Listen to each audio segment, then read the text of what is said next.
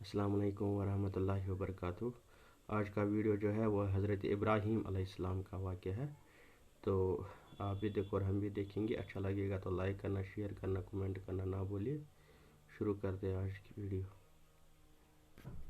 بسم اللہ الرحمن الرحیم۔ شروع اللہ کا نام لے کر جو بڑا مہربان نہایت رحم والا ہے۔ اسلامک ہب کے معزز دوستوں، میں ہوں ماجد ملک اور آپ تمام دیکھنے اور سننے والوں کو السلام علیکم۔ ناظرین گرامی، اسلامک ہب پر آپ کو انبیاء کرام علیہ السلام کی زندگی سے متعلق قیمتی اور مستند معلومات ملتی ہیں۔ آج ایک اور اہم موضوع کے ساتھ آپ کی خدمت میں حاضر ہیں۔ آج ہم حضرت اسماعیل علیہ السلام اور ان کے بھائی حضرت اسحاق علیہ السلام کے حوالے سے گفتگو کریں گے۔ معزز ناظرین گرامی، حضرت ابراہیم علیہ السلام کے کئی بیٹے تھے، ان میں سے سب سے زیادہ مشہور دو بھائی ہیں، اسماعیل علیہ السلام اور حضرت اسحاق علیہ السلام، جو عظیم نبی اور رسول ہیں۔ ان میں سے عمر میں بڑے اور عظمت اور شان میں برتر وہ ہیں جو ذبیح اللہ یعنی حضرت اسماعیل علیہ السلام ہیں۔ حضرت ابراہیم علیہ السلام کے بڑے بیٹے حضرت اسماعیل علیہ السلام اور چھوٹے بیٹے حضرت اسحاق علیہ السلام تھے۔ خانہ کعبہ حضرت ابراہیم علیہ السلام اور حضرت اسماعیل علیہ السلام نے آج سے 4000 سال قبل تعمیر کیا تھا۔ البتہ کچھ حوالوں سے پتہ چلتا ہے کہ اسی جگہ حضرت نوح علیہ السلام نے کعبہ تعمیر کیا تھا۔ حضرت ابراہیم علیہ السلام نے فلسطین کے علاقے بیت المقدس میں بھی عبادت گاہ بنائی۔ حضرت اسحاق علیہ السلام بھی وہاں عبادت کرتے رہے، مگر حج کے لیے وہ مکہ مکرمہ میں خانہ کعبہ ہی جاتے تھے، جو حضرت ہاجرہ علیہ السلام کے بدن سے پیدا ہوئے ہیں۔ اللہ تعالیٰ نے حضرت ابراہیم علیہ السلام کو حضرت ہاجرہ علیہ السلام کے بدن سے حضرت اسماعیل علیہ السلام جیسا فرزند عطا فرمایا۔ خانہ کعبہ کی تعمیر سے پہلے حضرت ابراہیم علیہ السلام فرمان الہی کی تعمیل کرتے ہوئے شیر خوار بچے اسماعیل اور ان کی والدہ حضرت ہاجرہ علیہ السلام کو لے آئے، جہاں اب حرم ہے۔ انہیں ایک مشک پانی اور چند سیر کھجوریں دے کر جانے لگے تو حضرت ہاجرہ علیہ السلام نے پوچھا، آپ ہمیں کس کس سپرد کر کے جا رہے ہیں؟ حضرت ابراہیم علیہ السلام نے جواب دیا، میں تمہیں اللہ تعالیٰ کے سپرد کر کے جا رہا ہوں۔ اس پر انہوں نے بڑے اطمینان سے فرمایا، تب وہ ہمیں ضائع نہیں ہونے دے گا۔ چند روز کے بعد پانی کا مشکیزہ اور کھجوریں ختم ہو گئی۔ پیاس کی شدت اور بھوک سے ننھے اسماعیل تڑپنے لگے۔ بے چینی کے عالم میں حضرت ہاجرہ کوہ صفا پر گئیں اور دور دور تک نظر دوڑائی کہ شاید کوئی نظر آ جائے۔ جب مایوس ہوئی تو مروہ کی پہاڑی کی جانب گئی تاکہ وہاں سے کچھ نظر آئے۔ اس طرح 7 چکر لگائے۔ درمیان میں نشیب تھا، وہاں پہنچتی تو دوڑ کر اسے طے کرتی کہ کہیں بچے کو کوئی چیز نقصان نہ پہنچائے۔ آخری مرتبہ دیکھا کہ جہاں بچہ بلک رہا ہے اور ایڑیاں رگڑ رہا ہے، وہاں پانی ابلنے لگا ہے۔ دوڑ کر اس ابلتے ہوئے پانی کے ارد گرد مٹی کی ایک بنی بنا دی اور کہا، زمزم ٹھہر جا ٹھہر جا، اس اندیشے سے کہ کہیں یہ بہہ نہ جائے۔ ناظرین گرامی، حضور سرور عالم صلی اللہ علیہ وآلہ وسلم نے فرمایا کہ اے اللہ ام اسماعیل پر رحم فرما، اگر وہ جلدی نہ کرتی اور اس کے گرد مٹی نہ بناتی تو زمزم ایک بہت بڑا چشمہ ہوتا۔ حضرت ہاجرہ علیہ السلام جب دشت و بیاباں میں تنہا بے یار و مددگار اور پیاسی تھی اور کوئی وسیلہ بن نہیں پا رہا تھا تو اللہ سبحانہ و تعالیٰ نے فرشتوں کو زمین پر بھیجا۔ فرشتوں نے حضرت ہاجرہ کو کہا کہ آپ اندیشہ نہ کریں، یہاں کے رہنے والوں کو پیاس کی تکلیف نہ ہوگی، کیونکہ یہ ایک ایسا چشمہ ہے جس سے اللہ تعالیٰ کے مہمان اپنی پیاس بجھائیں گے۔ نیز اس فرشتے نے یہ بھی کہا کہ اس بچے کا باپ آئے گا اور دونوں باپ بیٹا اللہ تعالیٰ کا گھر تعمیر کریں گے، اور یہ وہ جگہ ہے جہاں گھر تعمیر ہوگا۔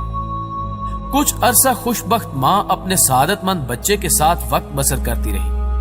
اس دوران قبیلہ جرہم کا ایک قافلہ جو کہ ملک شام کی طرف جا رہا تھا، اس کا ادھر سے گزر ہوا۔ قافلے والوں نے یہاں کے خشک پہاڑوں میں پرندوں کو چہچہاتے سنا تو کہنے لگے کہ ان پرندوں سے معلوم ہوتا ہے کہ یہاں پانی ہے۔ کیا تم میں سے کسی کو علم ہے کہ اس وادی میں پانی کا کوئی چشمہ ہے؟ سب نے لا علمی کا اظہار کیا۔ چنانچہ وہ پہاڑی پر چڑھے، دیکھا کہ وادی میں میٹھے پانی کا چشمہ ابل رہا ہے۔ ایک خاتون اپنے کمسن بچے کے ساتھ وہاں سکونت پذیر ہے۔ انہوں نے اس خاتون سے درخواست کی کہ وہ انہیں یہاں قیام کرنے کی اجازت دے دے۔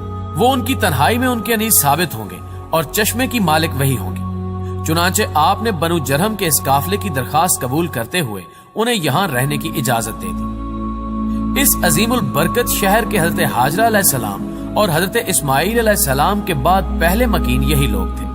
मुअज़्ज़िज़ ख़वातीन व हज़रात, अल्लाह ताला ने हजरत इस्माईल अलैहिस्सलाम की तारीफ करते हुए आपके ये औसाफ कुरान पाक में बयान किए हैं कि आप हलम और सब्र वाले थे, वादे के सच्चे और नमाज के पाबंद थे। आप अपने घर वालों को भी नमाज का हुक्म देते थे ताकि अजाब से बचा सके, और दूसरों को भी यही दावत देते थे कि अल्लाह रब्बुल आलमीन ही की इबादत करें। सूरह मरियम की आयत नंबर 54 तक 55 में इरशाद रबानी है, और किताब में इस्माइल का भी जिक्र करो, वो वादे के सच्चे और हमारे भेजे हुए नबी थे और अपने घर वालों को नमाज और ज़कात का हुक्म देते थे और अपने परवरदिगार के यहाँ पसंदीदा और बरगज़ीदा थे। हजरत इस्माईल अलैहिस्सलाम की पहली शादी बनी जरहम की एक खातून से हुई, जिसको आप अलैहिस्सलाम ने हजरत इब्राहीम अलैहिस्सलाम के फरमान के मुताबिक तलाक दी थी। दूसरी खातून जिनका आपसे निकाह हुआ, उनका ताल्लुक भी कबीला बनी जरहम से था। उनका नाम अल सैयदा बिनते मजाज बिन अमरू अल जरमी था। उनके बदन से आपके 12 फर्जंद पैदा हुए। उनके नाम ये हैं: नाबित, कैदर, अदबील, मीशा, मस्मा, दमा, मास, उदद, वतूर, नफीस, तमा, कैदमान। इनके अलावा आपकी एक साहिबजादी भी थी।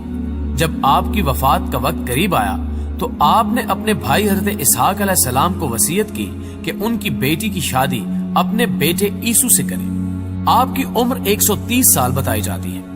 अल्लाह ताला ने आपको अमालीक और कबाइल यमन के लिए नबी बनाकर मबूस फरमाया। आपके 2 फर्जंदों नाबत और कैदर की औलाद में बड़ी बरकत हुई और अरब के ज्यादातर कबाइल इसी नस्ल से हैं। उलमाए नसब का बयान है कि सबसे पहले हजरत इस्माईल अलैहिस्सलाम ही ने घोड़ों पर सवारी की। इससे पहले घोड़े आजाद जंगली जानवरों में शामिल थे, तो आपने उन्हें पालतू बनाया और उन पर सवारी फरमाई। सबसे पहले आप ही हैं जिन्होंने फसीह और बलीग अरबी में कलाम फरमाया। हजरत उमर बिन अब्दुल अजीज रहमतुल्लाह अलैह से रिवायत है कि हजरत इस्माईल अलैहिस्सलाम ने अल्लाह ताला से मक्का मुकरमा की गर्मी की शिकायत की तो अल्लाह ताला ने उनकी तरफ वही नाजिल फरमाई, आप जिस जगह दफन होंगे मैं वहां से जन्नत की तरफ एक दरवाजा खोल दूंगा और आपको कयामत तक जन्नत की हवा आती रहेगी। हजरत इस्माईल अलैहिस्सलाम ने 137 साल की उम्र में वफात पाई। आप अलैहिस्सलाम को काबतुल्लाह के सहन में मिजाबे रहमत और हिजरे अस्वद के दरमियान अपनी वालदा के पहलू में सपुर्द खाक किया गया। कुरान पाक में हजरत इस्माईल अलैहिस्सलाम का जिक्र 12 मुकामात पर आया है। सूरतुल बकरा की आयत नंबर 125, 127, 133, 136, 140, सूरह आले इमरान की आयत नंबर 84, सूरतुल निसा की आयत 163, सूरह इनाम की आयत 86, सूरह इब्राहिम की आयत 39, सूरह मरियम की आयत 54 और सूरह अल अंबिया की आयत नंबर 85 में आप अलैहिस्सलाम का जिक्र किया गया है।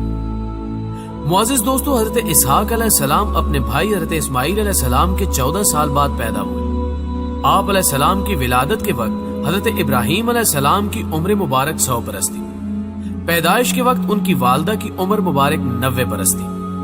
अल्लाह अज़्ज़ व जल ने बुढ़ापे में हजरत इब्राहीम अलैहिस्सलाम और हजरत हाजरा अलैहिस्सलाम को हजरत इसहाक अलैहिस्सलाम की बशारत दी। कुरान मजीद में इरशाद बारी ताला होता है, और हमने खुशखबरी दी आपको इसहाक की कि वो साले नबी होगा, और हमने बरकतें नाजिल की उस पर और इसहाक पर, और उनकी नस्ल में कोई अच्छा काम करने वाला और कोई अपनी जान पर जुल्म करने वाला होगा। अहले किताब का कौल है कि हजरत इसहाक अलैहिस्सलाम की शादी अपने वालिद बुजुर्गवार की जिंदगी में रुफका बिनते सवाइल से हुई। उस वक्त हजरत इसहाक अलैहिस्सलाम की उम्र मुबारक 40 बरस थी। रुफका बांझ थी।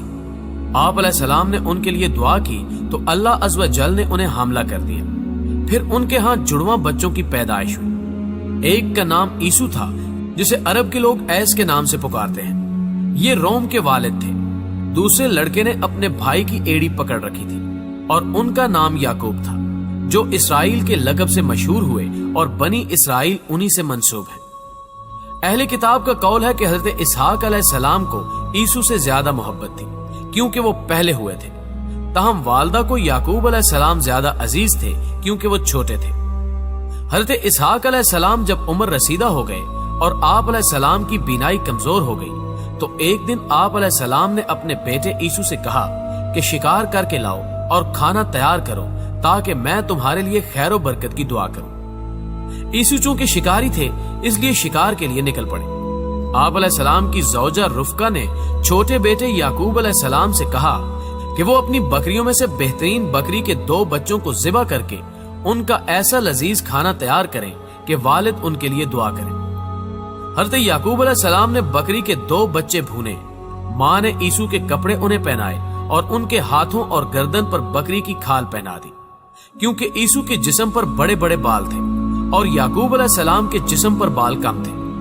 حضرت یعقوب علیہ السلام نے جب کھانا والد بزرگوار کی خدمت میں پیش کیا تو حضرت اسحاق علیہ السلام نے دریافت کیا کہ تم کون ہو؟ حضرت یعقوب علیہ السلام نے عرض کی کہ آپ علیہ السلام کا بیٹا ہوں۔ حضرت اسحاق علیہ السلام نے انہیں اپنے سینے کے ساتھ لگایا اور پیار کیا اور کہا کہ آواز تو یعقوب کی ہے لیکن کپڑے اور جسم عیسو کا ہے۔ جب کھانا تناول فرما لیا کہ تو اپنے بھائیوں میں قدر و منزلت والا ہو۔ ناظرین گرامی، کچھ دیر بعد بڑے صاحبزادے شکار کا گوشت لے کر خدمت میں حاضر ہوئے اور تناول فرمانے کی درخواست کی، جس پر حضرت اسحاق علیہ السلام کو بڑا تعجب ہوا۔ وہ گویا ہوئے، اے بیٹے یہ کیا ہے؟ عیسو نے کہا کہ یہ وہ شکار کا گوشت ہے جس کی آپ علیہ السلام نے مجھ سے فرمائش کی تھی۔ حضرت اسحاق علیہ السلام نے مزید حیران ہو کر فرمایا، وہ تو تم کچھ دیر پہلے مجھے کھلا چکے ہو۔ اب عیسو کے حیران ہونے کی باری تھی۔ بولے، ابا جان میں تو ابھی شکار کا گوشت لے کر آپ کی خدمت میں حاضر ہوا ہوں، اس سے پہلے تو میں نہیں آیا۔ حضرت اسحاق علیہ السلام سمجھ گئے کہ وہ چھوٹے بیٹے یعقوب علیہ السلام لائے ہوں گے، چنانچہ آپ علیہ السلام نے عیسو کے لائے ہوئے کھانے کو بھی تناول فرمایا اور اسے دعا دی کہ تمہاری نسل سرسبز و شاداب زمین پر خوب پھلے اور پھولے، ان کے پھلوں اور رزق میں اللہ خوب برکت عطا فرمائے۔ عیسو کو اپنے بھائی یعقوب علیہ السلام کا سبقت لے جانا اور پہلے دعائیں لے لینا سخت ناگوار گزرا اور وہ یعقوب علیہ السلام کے دشمن بن کر ان کی جان کے در پہ ہو گئے۔ والدہ نے جب عیسو کے غم و غصے کو دیکھا تو انہیں خوف محسوس ہوا اور انہوں نے چھوٹے بیٹے یعقوب علیہ السلام سے کہا کہ تم فوری طور پر شام چھوڑ کر اپنے ماموں کے پاس حران چلے جاؤ، مجھے ڈر ہے کہ عیسو تمہیں قتل نہ کر دے۔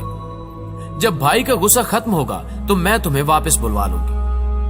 حضرت عیسیٰ علیہ السلام کو بھی معاملات کی نزاکت کا احساس تھا، چنانچہ انہوں نے اس فیصلے کی حمایت کرتے ہوئے حضرت یعقوب علیہ السلام کو فوری چلے جانے کا مشورہ دیا۔ حضرت یعقوب علیہ السلام والد اور والدہ سے دعائیں لے کر ملک شام سے ہجرت کر گئے۔ ناظرین گرامی، اس سے آگے کیا حالات و واقعات رونما ہوئے یہ ہم اگلی ویڈیو میں بیان کریں گے۔